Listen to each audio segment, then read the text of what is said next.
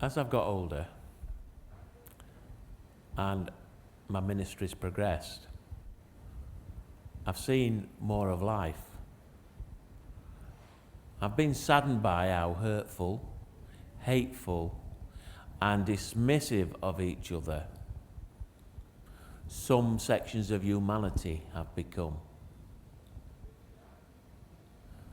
When I see things on the news, bad things happening like fighting at petrol stations, people pulling knives out, people hurting each other, it saddens me.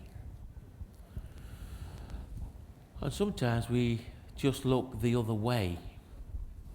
It reminds me of a story that Jesus once told, the story of the Good Samaritan. Now you can find that story in Luke chapter 10, verses 25 to 37. But COVID Britain has shown us that people need help. All sorts of people have volunteered to help those in need. From delivering shopping, to volunteering at vaccination centres, to driving people to medical appointments. We've had healthcare staff coming out of retirement to bolster the ranks in the hospitals. We've had people checking in with people to make sure they're all right. Strangers have become friends.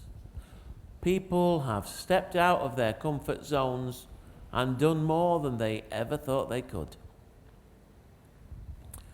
At church, people have been even more supportive than normal, phoning each other up on a regular basis.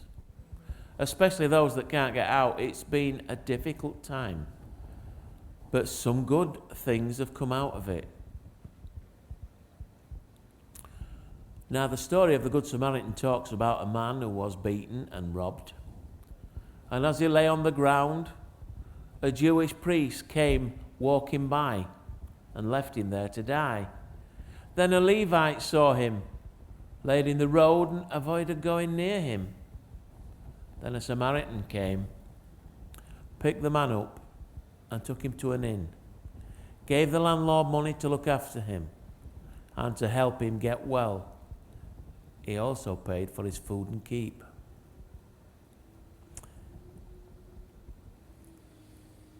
And I know that there are many people who are struggling here in Tower Hamlets.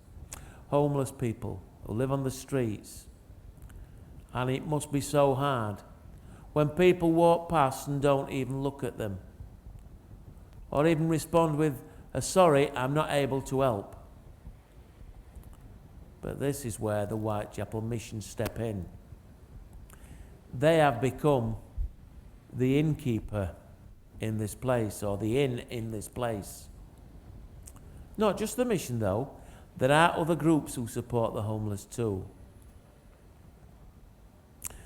The Whitechapel Mission has been so fortunate these last 18 months that they have been able to stay open and serve and continue to help our guests. And all that is due to the generosity of many different companies and thousands of individuals who we could call Good Samaritans, who have given generously to the mission. I've seen genuine compassion here, especially the staff who offer a friendly welcome and a smile, trying to make sure that they are important, to make sure that people feel they are important, because they are to us.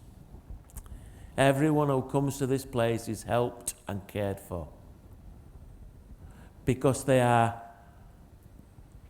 doing God's work, whether they know it or not.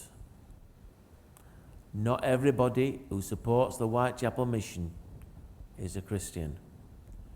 Not everybody who works at the Whitechapel Mission is a Christian.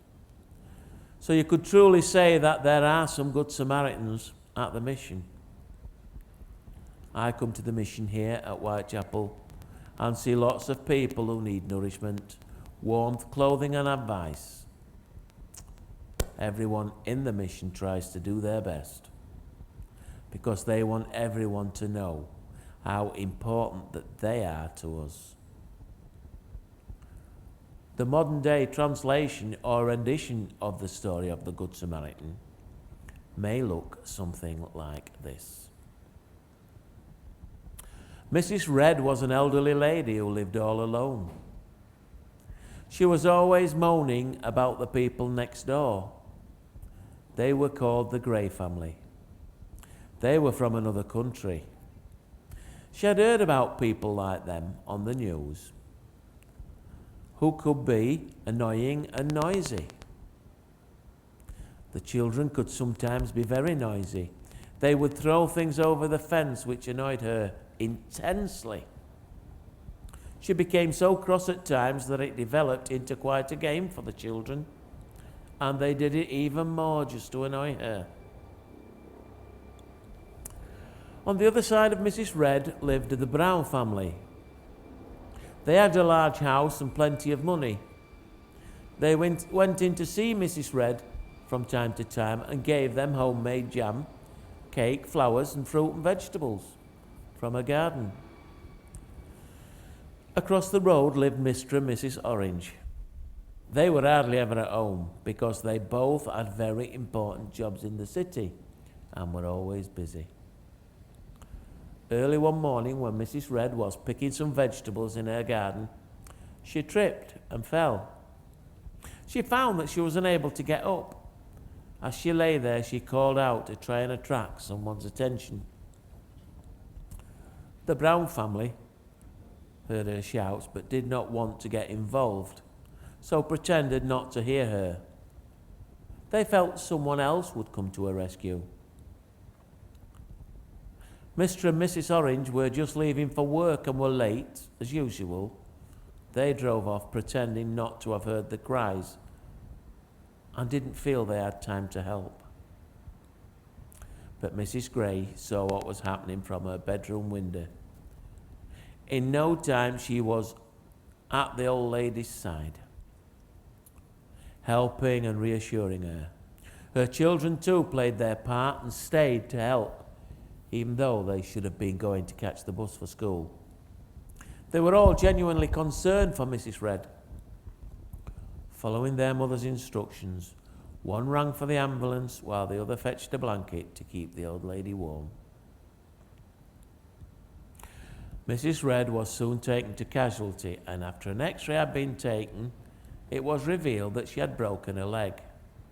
She had to stay in hospital for several days, and the Gray family visited her every day. Mrs. Brown and Mrs. Orange sent get well cards but did not go to see her.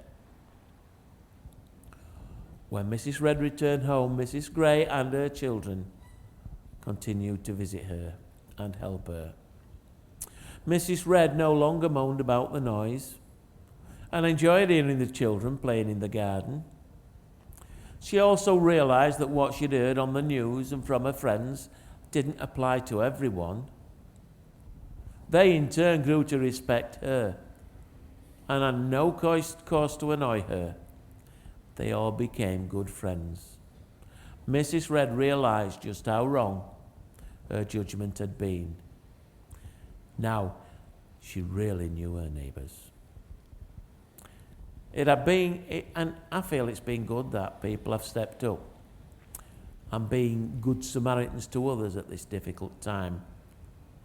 But I can't help thinking, though, that it would be a tragedy if all the good that's been done in this difficult COVID era is undone by things going back to normal. Amen.